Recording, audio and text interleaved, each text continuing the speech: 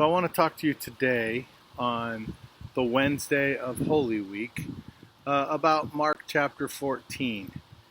It's uh, it's about the Passover, and it seems like Jesus may have rested on this day and stayed in Bethany.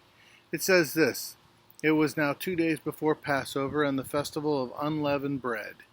The leading priests and the teachers of religious law were still looking for an opportunity to capture Jesus secretly and kill him. But not during the Passover celebration, they agreed, for the people may riot. Meanwhile, Jesus was in Bethany at the home of Simon, a man who had previously had leprosy. While he was eating, a woman came in with a beautiful alabaster jar of expensive perfume made from essence of nard. She broke open the jar and poured the perfume over his head. Some of those at the table were indignant.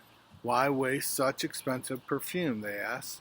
It could have been sold for a year's wages and the money given to the poor. So they scolded her harshly. But Jesus replied, "Leave her alone. Why criticize her for doing such a good thing to me? You will always have the poor among you, and you can help them whenever you want to. But you will not always have me. She has done what she could and has anointed my body for burial ahead of time. I tell you the truth, wherever the good news is preached throughout the world, this woman's deed will be remembered and discussed." Then Judas Iscariot, one of the 12, went to the leading priests to arrange to betray Jesus to them. They were delighted when they heard why he had come, and they promised to give him money. So he began looking for an opportunity to betray Jesus. This is interesting to me. First of all, that Jesus would stay in Bethany when there was so much going on in Jerusalem, and yet they were preparing for the Passover, and it says that he is 2 days away from that starting, 2 days away from what he knew was going to be the final day and the betrayal and all of the finality of the sacrifice that he was actually here for. So he is reclining at a table. He is with friends. It sounds like he is probably with somebody that he has previously healed of leprosy, Simon. He is possibly also with friends who live there, such as Mary and Martha, Lazarus. Could have been any of those. So it's interesting that he is taking these last few days to spend some time with people he loves. That sounds like what I would do, and it sounds like what I would expect any of us to do. We would want to spend our last few days with the people that we care about the most. So that makes sense.